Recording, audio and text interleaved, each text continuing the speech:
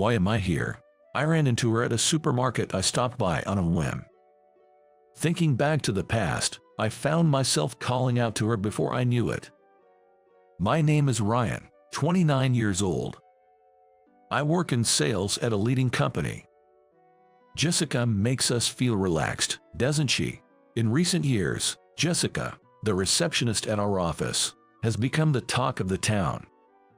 Famous for her beauty since she joined the company, she's known for her cheerful and bright personality, light makeup, and modest attire. She's popular not just within the company, but also with our clients.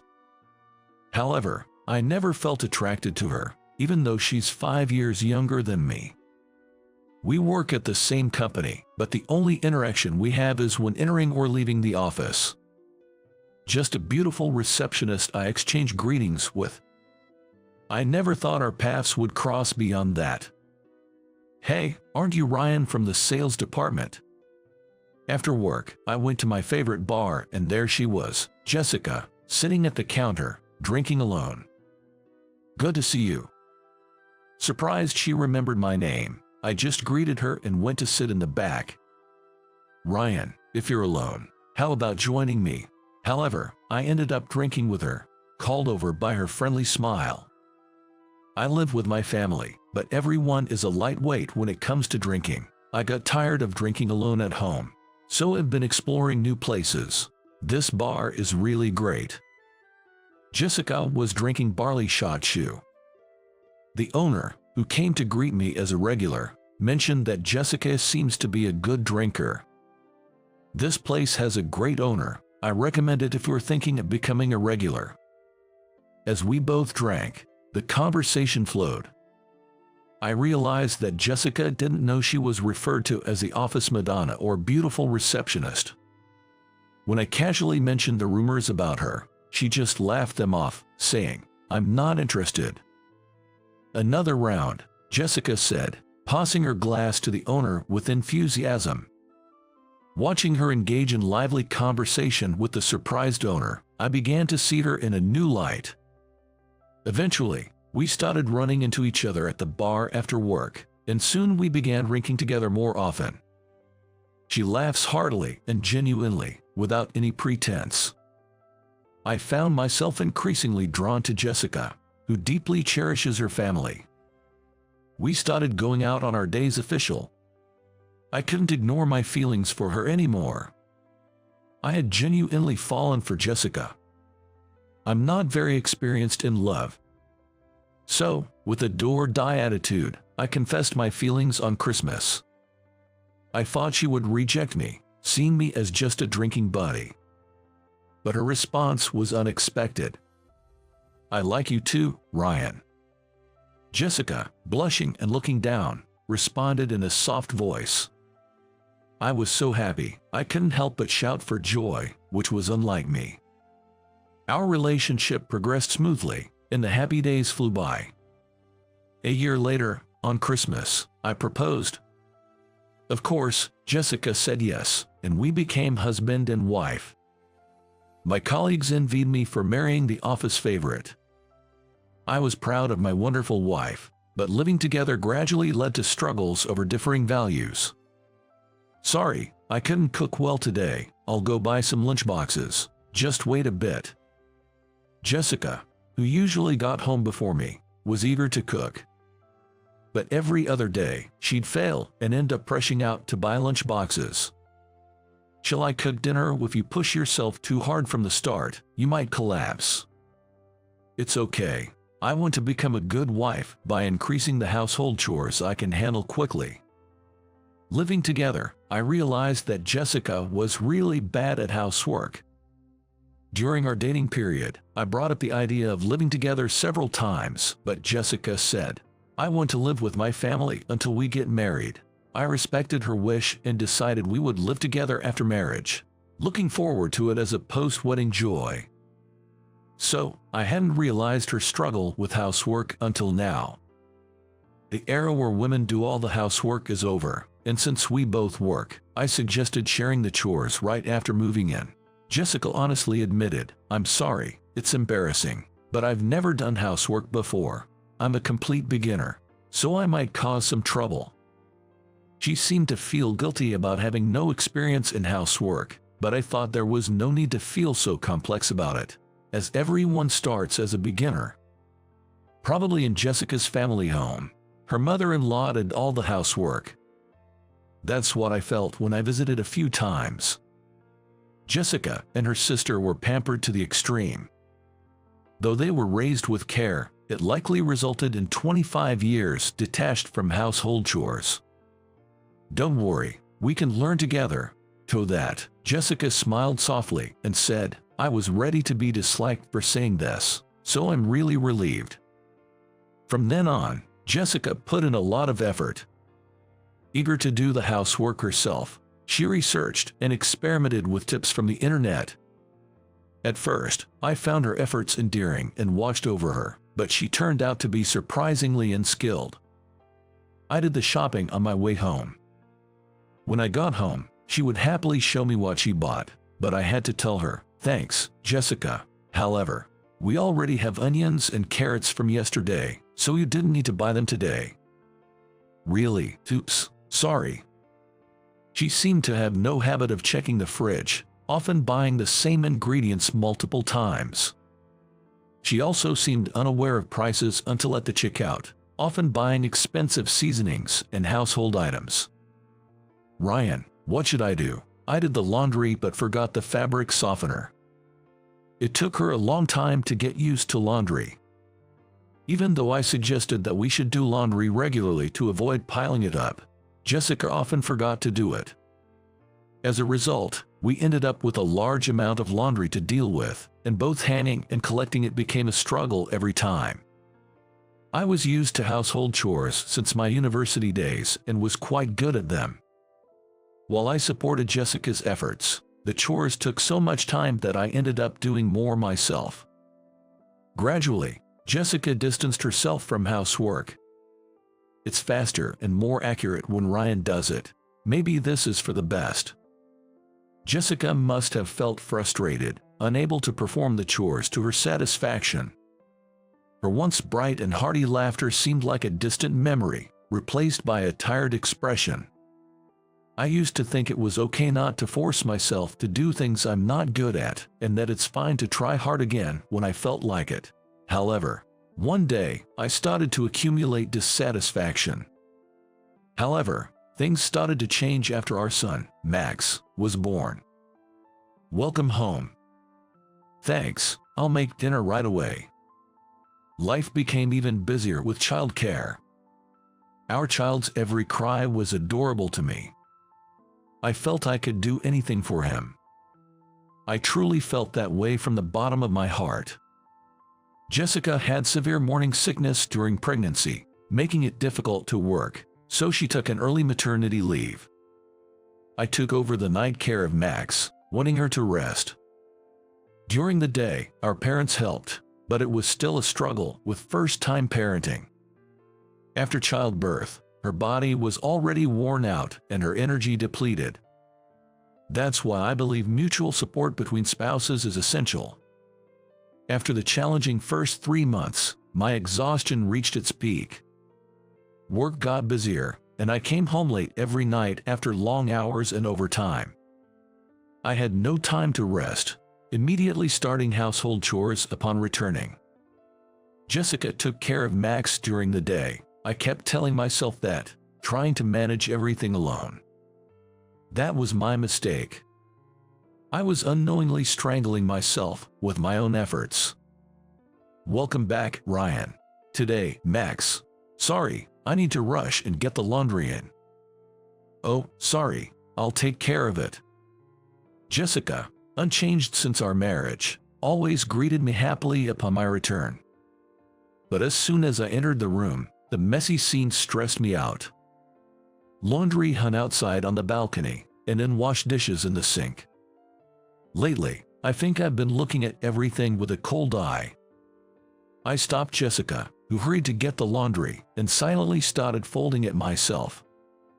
Seeing the awkwardness in Jessica, she went to attend to our crying son, Max.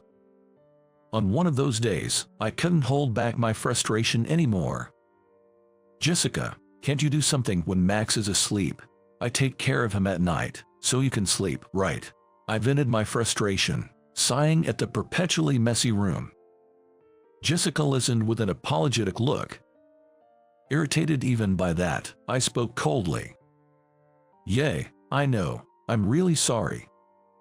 Her sad face pained my heart, but her apology somehow made me speak more harshly. "Max has started weaning, but the rice porridge you make, Jessica, the grains are too big, I'm worried he might choke. And you're giving him foods and methods that are too early for his age. Please study before making them." Max was now 5 months old, and we had started his weaning. Jessica, not wanting to rely on store-bought food, began cooking. I was initially pleased with this change, but her lack of study and cooking skills showed, making me oversensitive about anything Max ate. "I'm sorry, I can't even make porridge right. You're amazing, Ryan, doing both work and house chores. Thank you, even though you're tired." Why does she thank me when I'm criticizing her? Why does she respond with kind words when I'm unloading my frustrations on her? I hated myself for becoming such a negative person. Time passed, and Max grew to be 4 years old. That year, Jessica and I divorced. It started with something trivial. During my business trip, Jessica was to take care of Max and the house. She was enthusiastic about doing house chores again, but when I returned, I knew everything from seeing my mother-in-law, who greeted me. "Ryan, you're back early. Welcome home." Jessica, clearly flustered. Seeing my surprised face, she honestly told me she had asked her mother for help. But I blamed her. "Why did you ask for help? Now, I think, what's wrong with asking your own parents for help?" I had lost my patience due to various stresses and took it out on Jessica. How low could I be? "Jessica, didn't you change your full-time receptionist job to part-time to focus on housework? So why am I still doing all the housework?" My mother-in-law had left immediately after I got home, so she was no longer there. With Max at daycare, it was just Jessica and me, a tense atmosphere hanging between us. Jessica didn't argue back as I showered her with harsh words. "I want to relax a bit when I get home from work, but I can't. I have to do house chores right away." Jessica just nodded, her face down. After 5 years of accumulated stress, I finally brought up divorce. Jessica looked sad and resigned, quietly agreeing to the divorce. I still had feelings for her. Her kindness, brightness, and sincerity. My feelings hadn't changed since we met.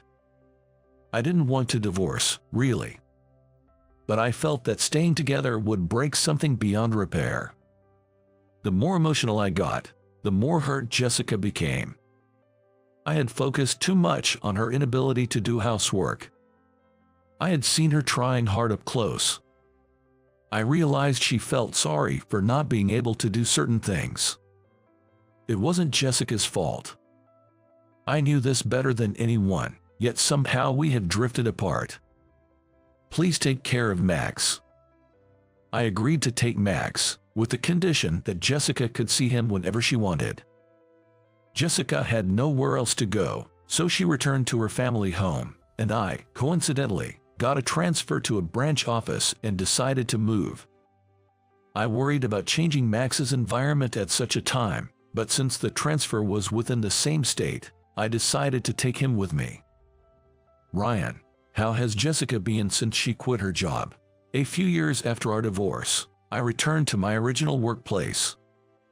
I noticed Jessica's absence at the reception but didn't know she had quit. Apparently, it had been mentioned in the company newsletter, but I hadn't had time to read it amidst my busy days. I didn't know she quit. "Is everything okay?"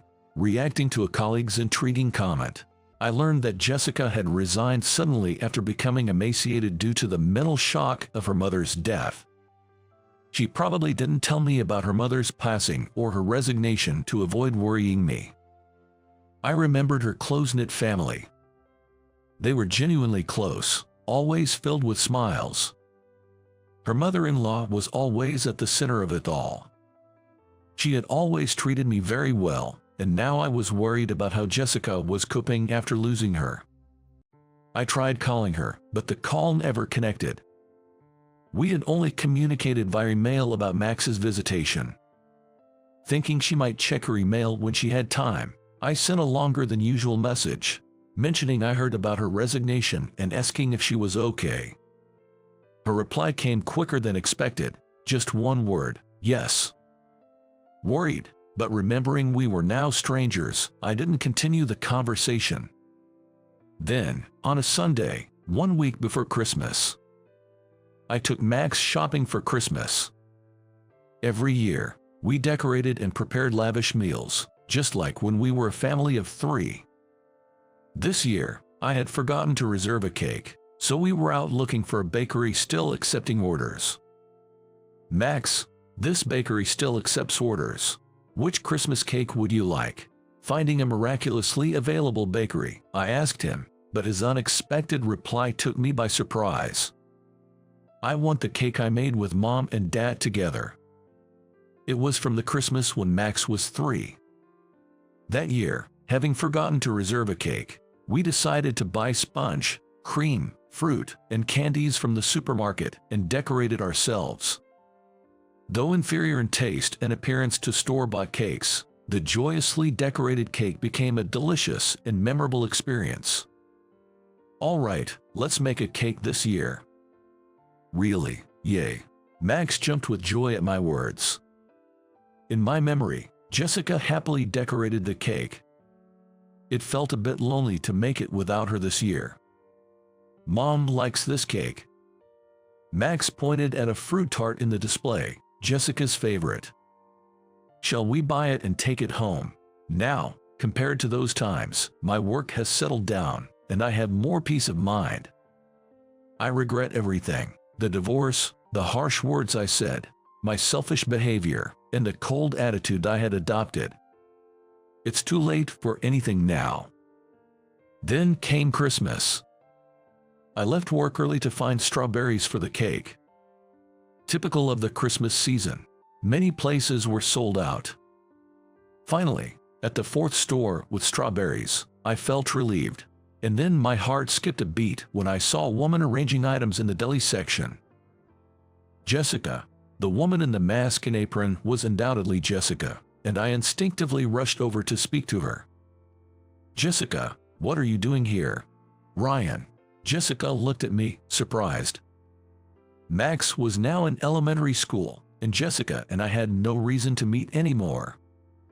Seeing Jessica for the first time in a while, now thin and worn out, pained my heart. I wish I had paid more attention to her earlier. Jessica, what time do you finish work? Before I knew it, I was asking about her shifts in time, and after a few minutes of waiting outside the supermarket, she came out. You really waited for me. Jessica was even more surprised that I had waited.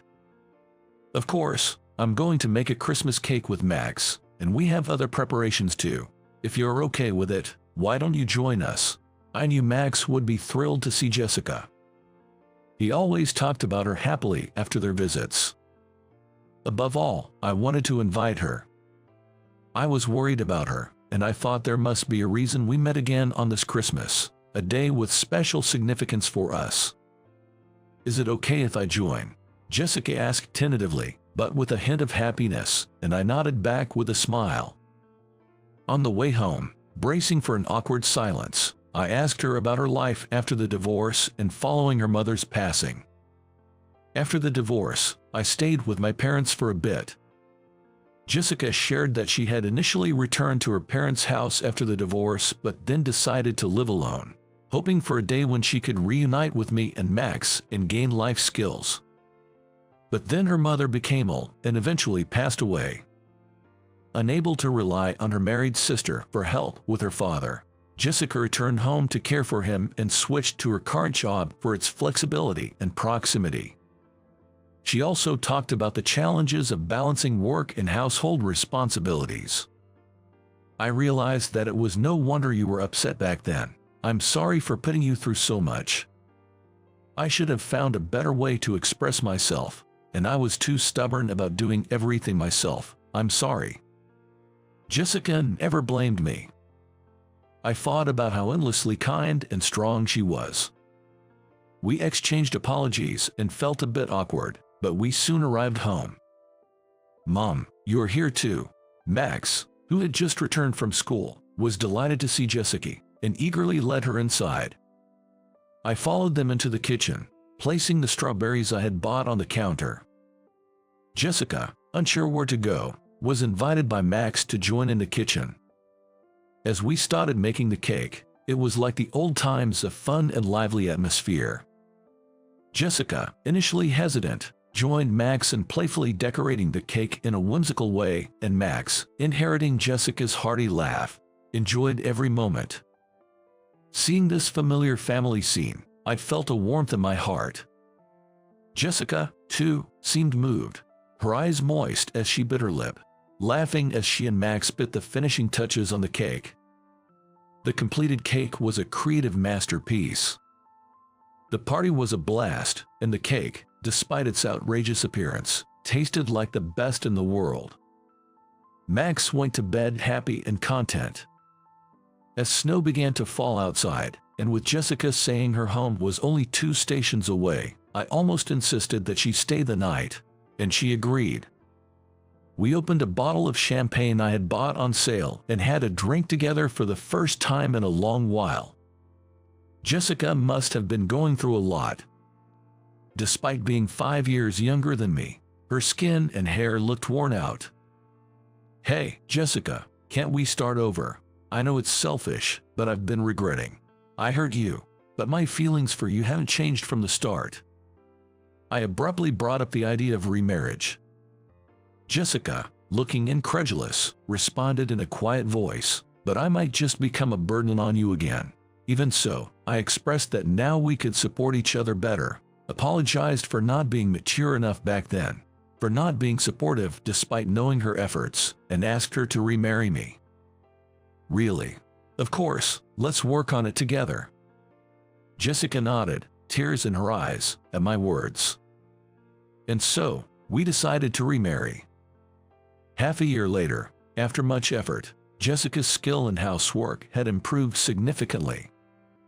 I also began to enjoy doing household chores with her, and now Jessica, eager to try complex recipes, even started attending cooking classes. Max was delighted that the family was back together, becoming brighter than before. I also realized that I lacked DIY skills, or rather, I was not good at making things. I noticed this during Max's summer vacation project, and surprisingly, Jessica was quite skilled in such areas. Now, we can proudly say we are a good couple who support each other in our weaknesses. Since I was young, I was groomed to take over my father's publishing company, which meant not only focusing on schoolwork but also reading a multitude of books to gain knowledge. Thanks to that, I was able to get into one of the most prestigious schools in the state, where I met Brandon. Since our attendance numbers were close and our seats were next to each other, it didn't take long for us to become friends. We would eat lunch together every day, bond over shared hobbies, have sleepovers, and study together. I never doubted that we would always be friends. But our friendship suddenly came to an end. I like Emily. One summer day, as usual, while hanging out at my house, Brandon confessed. Emily was a girl in our class. I was quite shocked, as he had never shown any signs of liking her before. I had no idea. That was all I could manage to say. The shock was partly because of how sudden it was, but there was another reason. The truth is, I also liked Emily. "Can you support me?" Brandon asked, his hands trembling. Although I wanted to support my best friend, I couldn't. "Sorry, but I can't do that." Upon hearing my response, Brandon looked utterly devastated. He probably didn't understand why I had refused. But I couldn't bring myself to nod in agreement. "Sorry, I like Emily too." I managed to say it, barely, but Brandon was speechless. He must not have expected that. So that's it. Then we can't be friends anymore. His words shocked me. There's no need to say something like that. I tried to talk it out, but Brandon wouldn't listen anymore. I never really liked being friends with you. I just put up with you because our seats were close. Did you really think I'd want to be friends with a loser like you? With those harsh words, he walked away. I never imagined our friendship would end so easily. I thought he was my best friend, but maybe it was only me who thought that. The shock was so great that I buried myself in my studies to distract myself from the pain. I spent my days relentlessly focusing on my textbooks. Since then, Brandon seems to harbor a one-sided grudge against me. I tried talking to him several times, but he ignored me, leaving me clueless about how to resolve things. Maybe I should have said, "I'll support you," back then. I've often regretted not hiding my feelings and supporting him. Could we still be friends if I had done that? But gradually, I started to get angry. It was wrong of me not to offer support, but what if I had confessed my feelings for Emily first? Would he have said the same thing? Why do I have to be hated this much? The more I thought about it, the more frustrated I became, which only fueled my studies more. Thanks to that, I scored well on tests. However, Brandon began to study harder as if competing with me, and we ended up choosing all the same elective subjects. It couldn't have been just a coincidence. It felt like he was mocking me. Our teacher, Mr. Thompson, seemed to notice the change in us. He seemed to understand that Brandon was harboring unkind feelings towards me and occasionally offered words of encouragement. "Brandon is just jealous of you, Ethan, so don't worry about it." With Mr. Thompson's encouragement, I was able to stop worrying about Brandon and focus more on my studies. I successfully got into a local national university. It might not be highly ranked nationally, but I chose it because I wanted to stay in my hometown. As for Brandon, he decided to attend a prestigious private university in New York. I was surprised, expecting him to follow me to the same university, but he seemed satisfied with his choice, and I felt a bit relieved that we would be apart. Unfortunately, neither of us ended up with Emily. My university life was problem-free and enjoyable. I thought I could forget about the unpleasant memories of high school, but an unexpected reunion dashed those hopes. After graduation, I joined my father's publishing company. It's a firm that primarily publishes magazines focused on local information. I had worked hard to take over my father's company. At the entrance ceremony, I was shocked to see a familiar face among the new employees. Incredibly, Brandon was there. At first, I thought it was someone who just looked like him, but it was definitely him. My father was pleased to have a highly educated and capable person join the company, but I had mixed feelings, remembering our high school days. Why would he join my father's company, knowing it was mine? There are so many other publishing houses. I can't help but wonder why Brandon, with his impressive educational background, would choose to work at such a small company. I couldn't help but feel there was some ulterior motive. It gave me a bad feeling.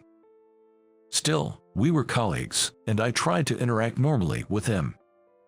But Brandon's attitude was very cold, and he blatantly avoided me. Our coworkers started to wonder, "Weren't you two classmates? Why don't you talk much?" That's what I wanted to know.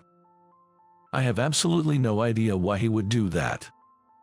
The only reason I could think of was our high school fallout. It seemed petty to still hold a grudge at our age. Was he still that resentful? But ignoring someone like this is not acceptable in a professional setting, and we were colleagues whose work could be affected. I decided to keep treating him normally. I optimistically hoped his attitude would change, but even after 3 years, nothing did. When I was 27, my father, the president of the company, passed away suddenly. I took over the company, and at the same time, Brandon quit. I don't want to work under a low-educated boss.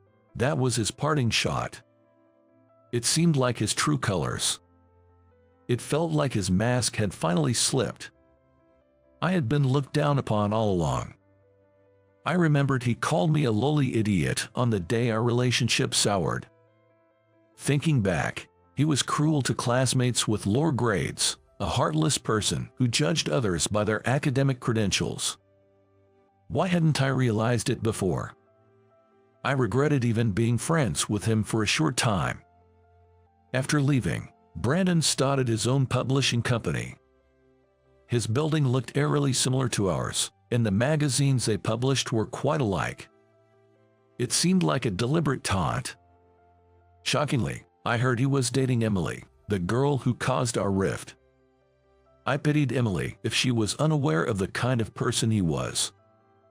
Then, due to Brandon's company, our sales plummeted, and half of our bookstores switched to his company. Why the sudden change? I pleaded with the bookstores, but they all responded with "We cannot answer that," and even our longtime partners turned cold. Given the timing, it's hard to think that Brandon's company isn't involved somehow. What could be the reason? What did Brandon do? I was distressed as the situation continued to worsen. Then, I heard something from an employee. It seems like Brandon has been spreading bad things about President Bennett. What, really? When I asked for more details, I learned he was saying things like I was incompetent, only running a company because of my father, and that the business would soon fail, and that it's better to sever ties with us. I may not be as skilled at work as my father, but I am doing my best, studying and striving in my own way. However, at this rate, it seemed unlikely that our former partners would return. I felt helpless and unable to refute these claims. The employees are behind you, President Bennett. We'll follow your lead, they said, but it was hard for me to bounce back from this. As I struggled through these days, an invitation to a high school reunion arrived. I didn't want to see Brandon.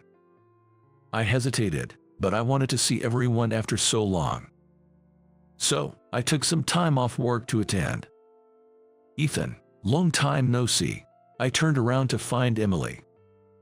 Her smile hadn't changed since the days I had feelings for her in high school. "It's been a while, have you been well?" Emily was still beautiful, and all my old feelings resurfaced. But she was supposed to be dating Brandon. I wondered if they were still together. Not wanting to stir up trouble, I kept the conversation brief and moved away. Brandon didn't come to the reunion, but it seems our classmates didn't have a good impression of him. They were all talking about how he bad-mouthed them and acted arrogantly. Then someone brought up Emily's relationship with Brandon. "Weren't you dating Brandon?" "Sorry, it sounds like gossip." "No, it's okay. It was only for about a month. I thought he was a nice guy at first, but he turned out to be arrogant. So I broke it off quickly," Emily replied. Hearing this was a relief. I didn't need to be overly cautious. "I'm single now. Haven't had a boyfriend for a while," Emily added. Her words sparked a bit of hope in me. Since we met again after so long, I decided to talk to Emily. We hit it off more than I expected, and we even exchanged contact information. Then, when Emily stepped away, another girl whispered to me, "Emily had a crush on you back in high school." Really? I couldn't believe Emily had feelings for me. Maybe it's worth giving this old flame another try. After that, Emily and I started communicating regularly, even calling each other about trivial things. Talking to her made me forget the stress of work. She also loved books, so we had many discussions about reading. "There's this book cafe I want to go to. Want to come with me?" she asked. The cafe she invited me to was one I had never visited before. It seems you can buy books you like inside the store. Being in the publishing business, I thought it would be interesting and educational. "Sounds great. Let's go on my next day off." "Awesome. I'm looking forward to it." I might be getting my hopes up too high, but I can't help feeling excited. And then the day off arrived, and we went to the cafe we had planned on visiting. There are so many books here. The place was an interesting mix of a bookstore and a cafe. All the books on display were classics, and it was enjoyable just to look at them. There was even a corner dedicated to Brandon's publishing company. A staff nearby explained, "This store is owned by President Abbott." Really? Hearing that made me feel sick. Emily seemed unaware as well. "Sorry, I didn't know. Should we leave? I'm okay with going somewhere else," Emily said considerately, and as I was wondering what to do, a familiar voice came from behind. "What are you doing? Such a dirty way of wiping." It was him, Brandon. He was berating his staff at the entrance. Then he came inside. "Look who it is, if it isn't the low-educated one and Emily. There's no need to talk to customers like that," I retorted, angered. Brandon just smirked and signaled the staff. "We have a special product for our low-educated guest." When Brandon instructed, a staff placed a book on the table. The cover was completely black, a crumpled and tattered paperback. "What is this?" Emily and I exchanged glances. "Shouldn't a second-hand book be enough for a low-educated customer?" Brandon said mockingly. Unable to bear it, I took Emily and left the store. I couldn't believe something like this had happened. "Sorry, Emily, for inviting you to a place like this. It's not your fault, Ethan. It's his," Emily said, tears in her eyes. We decided to walk away from the store and strolled through the city. As we passed a luxury hotel, a familiar voice called out to us. "Isn't that Ethan and Emily?" It was our former teacher, Mr. Thompson. He was coming out of the hotel, accompanied by a woman. "Thank you for the other day at the reunion," Mr. Thompson, older but still with his kind smile, said. "Thank you, it was fun. My wife and I were staying at the hotel for our wedding celebration. What a coincidence to run into you here. Oh, Emily, you seem to be crying. What happened?" Where to begin explaining? We were at a loss for words. "Just tell me, I have plenty of life experience and might be able to help." Encouraged by his smile, we decided to tell Mr. Thompson everything. After we told Mr. Thompson everything about our encounter with Brandon, he was quite shocked. "Actually, I lent money to Brandon when he was starting his company. He had debts from university and couldn't get a bank loan, so he came to me." Mr. Thompson looked troubled. "He hasn't changed since high school, looking down on others. I thought lending him the money would help him change, but it seems I was mistaken. He hasn't paid back a penny. He's a troublesome fellow. Let's go to his place now." Let's all go to Brandon's place," Mr. Thompson declared, and so we abruptly headed to Brandon's company. At the reception, we learned he wasn't in yet. "Call President Abbott immediately," but without an appointment. Mr. Thompson and the receptionist kept arguing. "I don't need an appointment for someone who won't repay a loan." Startled by the shouting, the receptionist hurriedly made a call, and soon Brandon rushed back to the office. 3 men accompanied him, but they didn't seem like his employees. "Mr. Thompson, what brings you here so suddenly?" "What do you mean? You're late with the repayment. I came to ask when you intend to pay back." Hearing this, Brandon paled. "Please stop. Not in front of my business associates." The 3 men looked shocked. They must be his business partners. "You were supposed to pay back monthly, but you haven't returned a cent. You haven't even repaid your student loans, right? The high school received letters about it. I'll pay back, I promise." In his panic, Emily delivered the final blow. "Brandon, at the book cafe, you were terrible. To us, your customers, you offered a torn used book, saying it's enough for a low-educated person. You're the worst. I know the real reason for your harassment. It's because I rejected you in high school. You knew I liked Ethan and got jealous. I don't want anything to do with a man like that. I still get emails from you every day, but don't bother me anymore. It's a nuisance." The 3 businessmen discussed among themselves. If what we heard is true, it's hard to do business with you," one of them stated. "What? Wait, please. What about the nationwide expansion? We would like to reconsider, seeing your financial instability. You can't even repay your student loans. So how can you plan a nationwide expansion? That's not feasible. Please run a company that suits your capabilities."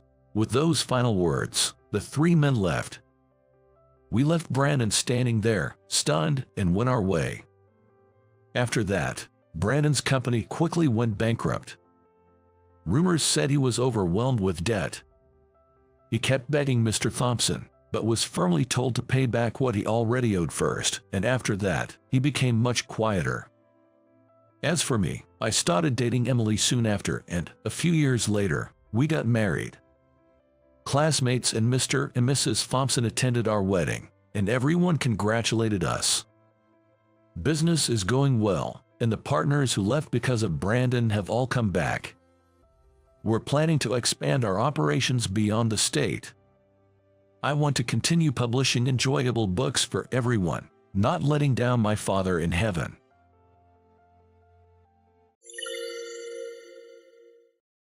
"3 years ago, she, who bore a striking resemblance to my late wife, saw a photo of her and said, 'Bob, could your wife be? My name is Bob. I'm a 38-year-old employee at an IT company. I met my wife, Emily, 12 years ago, through a friend's introduction. Emily had lost her parents when she was young and was raised in a foster care facility. Perhaps because of the loneliness she experienced growing up without a family, she was very compassionate and kind to others. She was also affectionate and great at winning people over, and I quickly fell in love with her. One day, after a night out with friends, I managed to be alone with her under the guise of coincidence and gathered the courage to confess my feelings.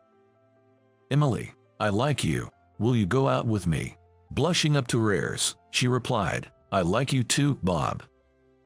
From then on, we started dating, and 10 years ago, I proposed and we got married. Since then, life with Emily was like a dream. We both worked and shared household chores. Emily wasn't great at cooking, but her curry was incredibly delicious. Today we're having curry. Yum, it's fantastic. Can I have seconds? Aren't you eating too much? But it's so good. I cook sometimes too, and she would exaggeratedly praise how delicious it was. On weekends, we would clean the house together, go shopping, and then rent our favorite movies to watch. The last scene was amazing. Yeah, it really moved me. Emily and I shared a love for the same movies and got along well. Although we struggled to have children, we were a happy couple living contentedly. Our happiness was shattered on a swelteringly hot summer day 3 years ago. Emily, who worked in sales for an insurance company, was out on her rounds that day. While crossing at a green light, a drunk driver in a truck plowed into her at high speed, and she passed away. Devastated by the loss of my wife, I spent days crying and became so grief-stricken that I couldn't even go to work for a while. Why did Emily have to suffer such a terrible fate? How cruel can fate be? How painful it must have been to be hit by such a large truck. Poor thing. The more I thought about it, the more my grief and emptiness overflowed, unstoppable like a flood of tears. I drowned my sorrows in alcohol every night, weeping while looking at her photos and reminiscing. Eventually, I couldn't keep taking time off work. With no more paid leave and needing to support myself, I considered following in Emily's footsteps, but realized she wouldn't have wanted that. I had to keep living, to preserve the memories of Emily.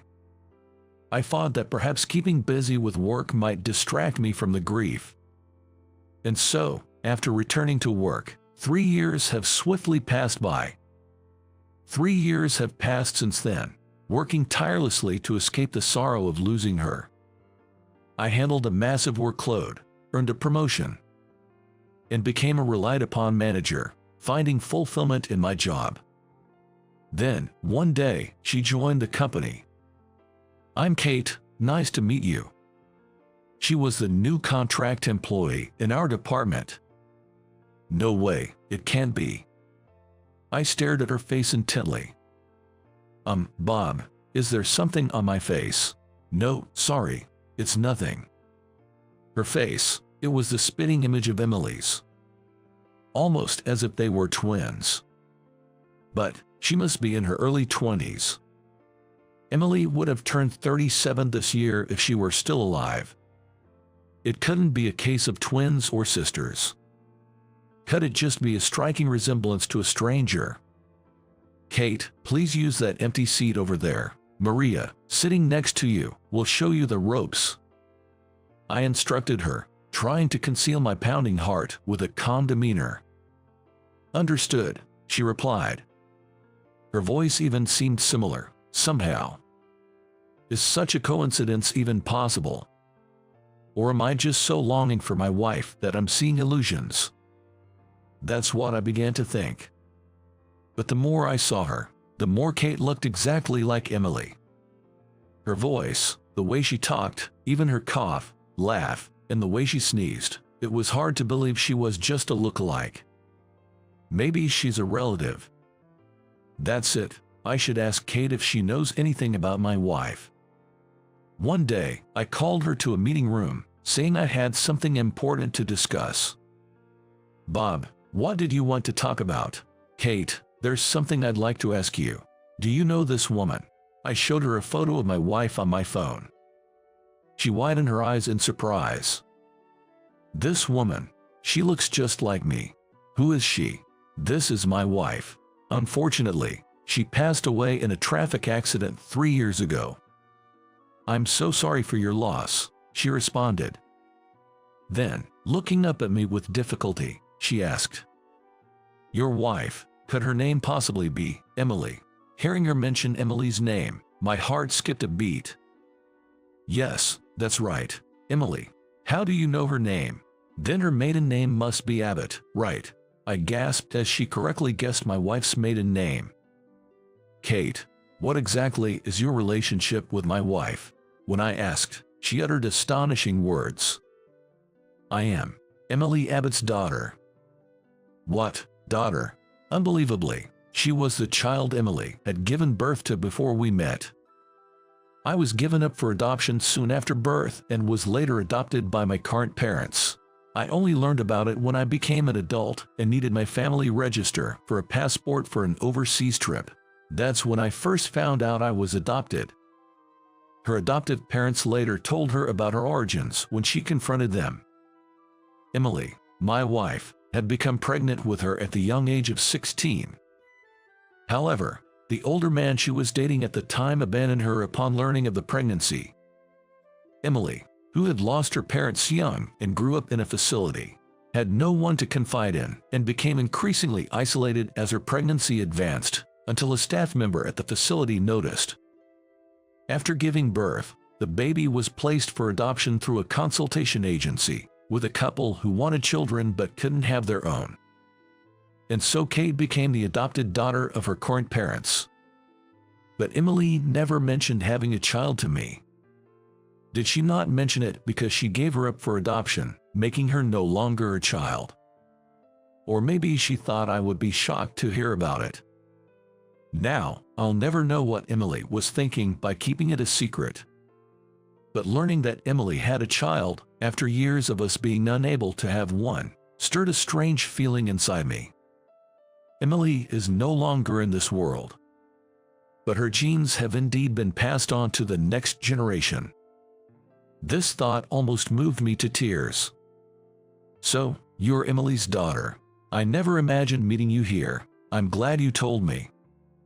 I said, looking into Kate's face, the spitting image of my wife. She might not be my child, but she's the daughter of the woman I loved. I sincerely hope she lives happily. Bob, I have a favor to ask you.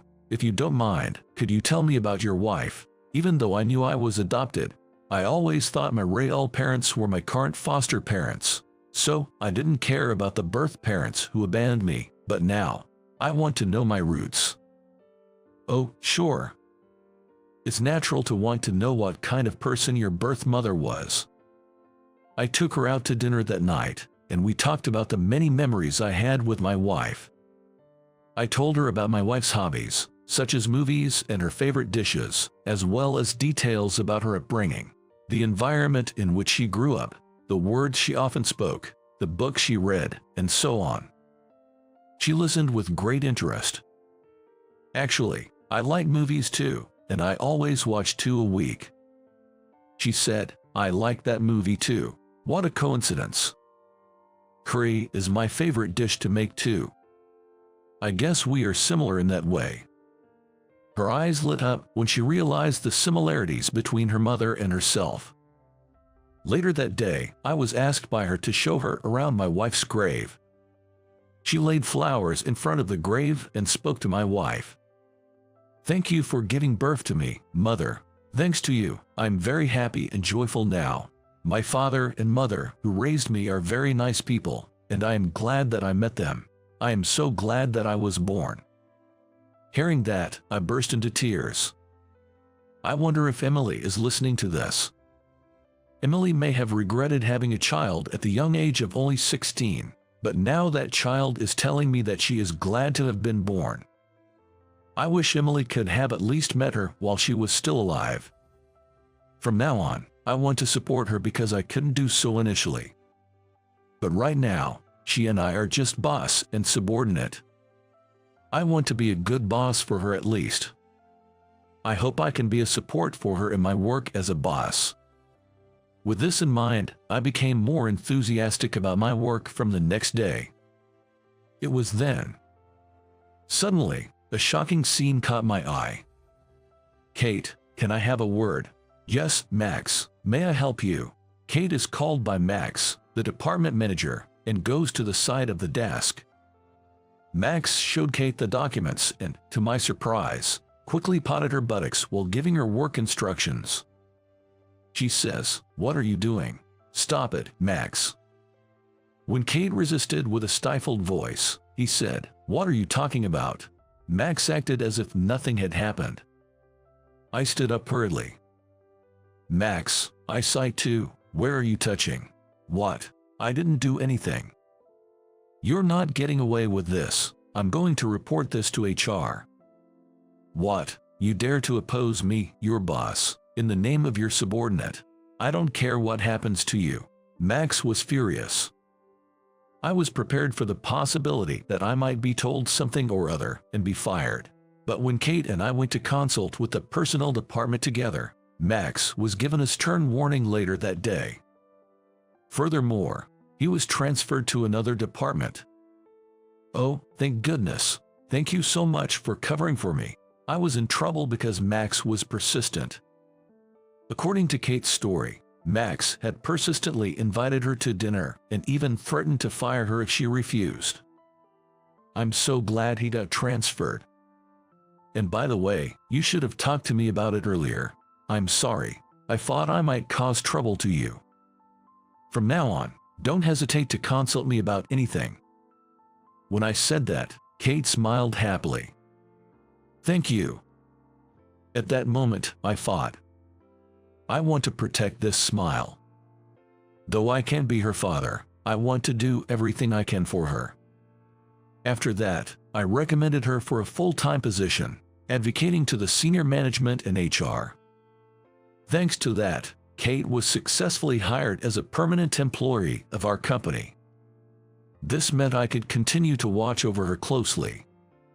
Relieved by this thought, I felt at ease. 2 years later, Kate got married to a male colleague she met at a company social gathering. Of course, as her boss, I attended the wedding. She looked stunningly beautiful in her bridal gown. The entertainment at the reception included a movie showing her childhood photos, which was deeply touching. When she came to my table during the candle service, I said, "Congratulations, be happy," and she tearfully replied, "Thank you, Bob. You're like a second father to me. Please keep watching over me." Of course, hearing those words, I struggled to hold back tears of joy. I wondered if Emily in heaven could see her. See her looking so happy in her bridal splendor. "Tom, please take good care of Kate." I lightly patted the groom, Tom, on the shoulder. "Of course, I will definitely make her happy." Tom, the groom, was a bright and energetic young man. He was competent at work and well regarded, so I felt at ease entrusting Kate to him. I also gave a speech as her boss. I talked about her hard-working and diligent nature, sharing various anecdotes, and took a photo with her. This photo would become a lifelong treasure. I even showed it to Emily's memorial altar. About a year later, Kate had a baby, and she sent me a photo of the tiny infant with a bright red face. Emily's grandchild. I felt as happy as if my own grandchild was born. "Emily, your daughter is now a wonderful mother." I spoke to the photo of my wife, as usual. "Let's keep watching over them, ensuring their family remains happy forever." Saying that, I felt as if my wife smiled gently back. On Saturday night, I headed to a pub located in the basement of a mixed-use building near the train station. The function room in the back of the pub was reserved for a gathering of familiar faces, dozens of whom had assembled. "Hey, Max, long time no see."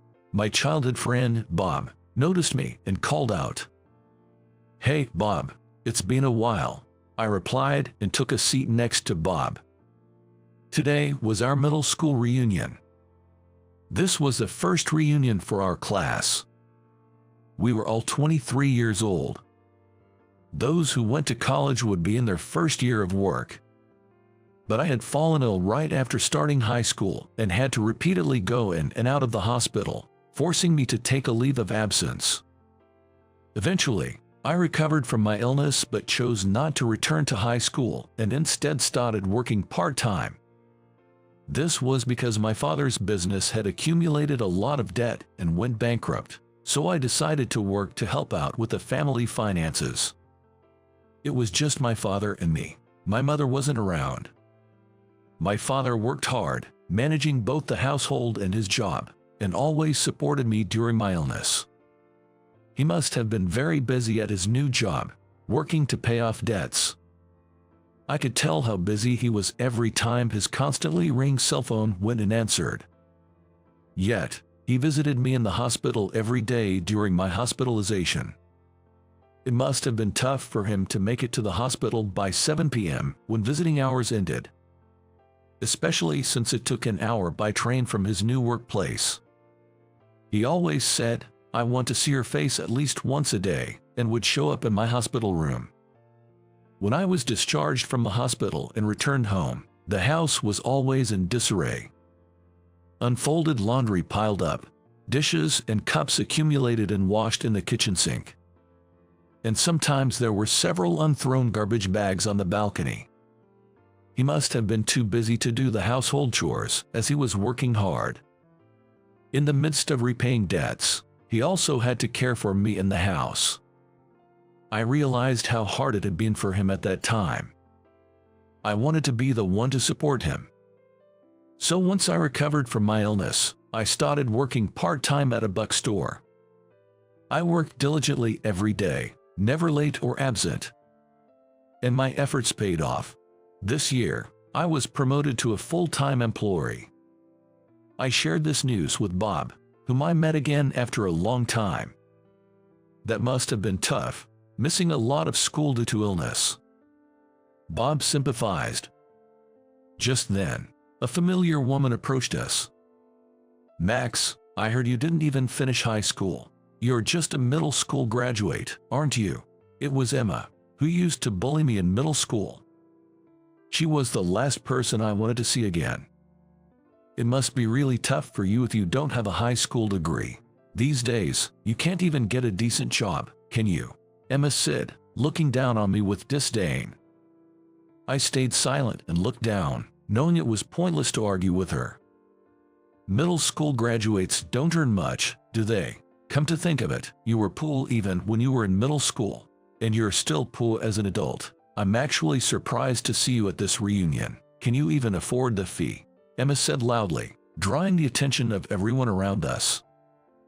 "Hey, Emma, that's enough," Bob interjected, but Emma glared at him and snapped, "How dare you speak to me like that? Do you know who I am?" Emma was the daughter of a local construction company owner. Her parents were influential in the community, with her father serving as the head of the neighborhood association, and she was notoriously arrogant in the local shopping district. Bob runs a coffee shop with his family in that local shopping district. It wouldn't be good for his family business if Emma started harassing him. I hurriedly stepped between the two of them. "Bob, don't worry about me," I said. Bob fell silent, looking frustrated. Emma smirked and walked away. The reunion, which should have been fun, turned sour because of Emma. Bob consoled me, saying, "Don't worry about what she said. There was a time in middle school when I got the highest score in a Spanish test, and it seemed she couldn't stand it, being good at Spanish herself. I even have a Spanish tutor," she said, crying in frustration, a scene Bob had accidentally witnessed and recounted to me. That was when she started harassing me, but I never paid attention to it, thinking that karma would get her for such petty behavior. "See you, Max. Keep it up. Take care, Bob." A few days later, I received my first paycheck as a full-time employee. I decided to repay my father for everything he'd done for me and took him to a famous and expensive French restaurant. It was a well-regarded place and had been featured prominently in the local paper when it opened. When my father saw the paper, he murmured, "That's a nice restaurant. I'd like to go there someday." Since I started working, he prepared lunch for me every morning, even though he himself had to get up early for work. My father, a man of few words and quite stubborn, was someone I deeply appreciated. Dining at such a high-end restaurant was the first time for both of us. My salary wasn't very high. Even though I lived at home, I had to split the monthly rent and living expenses with my father, so I didn't have much leeway financially. But living frugally every day, I thought it would be nice to splurge just once in a lifetime. So, I made a reservation at the restaurant. My father said, "It's a waste of money. No need for such things." But I want to enjoy some good food for a change. I insisted on us going there. On the day, both of us dressed up in suits and went out. The restaurant, with its luxurious exterior and interior, resembled an European castle, and we were both amazed. Of course, the food was delicious too. From the appetizers to the main courses, the dishes served had the flavors we had never tasted before. My usually quiet father, perhaps a bit tipsy from the wine, kept saying, "This is delicious," with a truly happy expression on his face. "I'm really happy that you've become a full-time employee and that you recovered completely from your illness," he said. His eyes began to shimmer with tears as he spoke. "I really regret not being able to send you to high school. I'm sorry for the hardships you had to face because of me," he said, looking straight into my eyes. It was the first time I heard such words from my father. I never knew he felt that way. "Dad, I never thought it was your fault. Besides, even though I didn't get to go to high school, I think it was a good thing that I started working at an early age and gained various experiences. And Dad, I'm grateful to you. It must have been hard to take care of me when I was sick, but thank you for raising me on your own." My father looked up when I said that. "Max, you've really grown up to be a fine young person," he said, with tears in his eyes. It was the first time I had ever seen my father cry. "Dad, don't cry. Come on, let's eat." We resumed our meal. My father, who normally didn't say much, was quite talkative that day. We shared nostalgic stories from my childhood and finished our meal in high spirits. Just as we were about to leave the restaurant, I heard a familiar voice. "Max, is that you, Max?" Hearing the voice, I had a bad feeling. It was Emma, who stood up from a nearby table and was approaching us. I'm surprised to see a poor person like you with only a middle school education in such an expensive restaurant," Emma said, smirking at me. That bad premonition came true. I didn't care what she said to me, but I didn't want her to belittle me for only finishing a middle school in front of my father. I was worried he might blame himself again. Emma glanced at my suit and said, "What's with that cheap, tacky suit? Even if you dress formally, you still can hide your poverty. People like you don't belong in this kind of place." She was unusually critical and loud, perhaps in a bad mood. Worried, I looked at my father. That's when he stepped forward from behind me. "Emma, long time no see," he said. "What? Oh, you're Tom." Emma's eyes widened in surprise and she froze, mouth agape. "What, Dad? You know Emma?" "Yes, she's a sales representative for one of our company's suppliers," my father explained. I couldn't believe it. My father and Emma knew each other. Emma didn't even see who I was with, as she was too busy confronting me. After his company went bankrupt, my father was fortunately offered a position at a friend's company and became the head of the purchasing department. To Emma, my father was an important client. "Tom, why are you here?" "Well, it's simple. This is my son. We came here for a father-son dinner. He treated me with his first paycheck," my father explained. "Wait, Abbott, you are father and son?" Emma was shocked. "I apologize for my rude behavior. I didn't know Max was your son," Emma said hastily. My father had a stern look on his face. "Emma, it seems you have quite a prejudice against academic backgrounds," he said. "No, that's not what I meant." Emma tried to make excuses, but my father interrupted. "I've known James, the sales manager of your department, for a long time. He never discriminated against you for being a high school graduate, and always treated you the same as other new employees who graduated from college," he continued.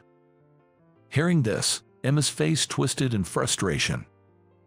"Yes, James did look after me, but the other college graduates and seniors looked down on me," she admitted. "Just because you were treated that way doesn't mean you should do the same to others. Such behavior is meaningless," my father responded. He spoke in a firm tone. "I'm sorry. Don't apologize to me, apologize to my son," he said. Then, Emma turned to me and looked straight into my eyes. "Max, I'm so sorry." She blushed as she apologized repeatedly. Seeing this, I felt a sense of relief. "Emma, the reason Max couldn't go to high school was that my business went bust at that time.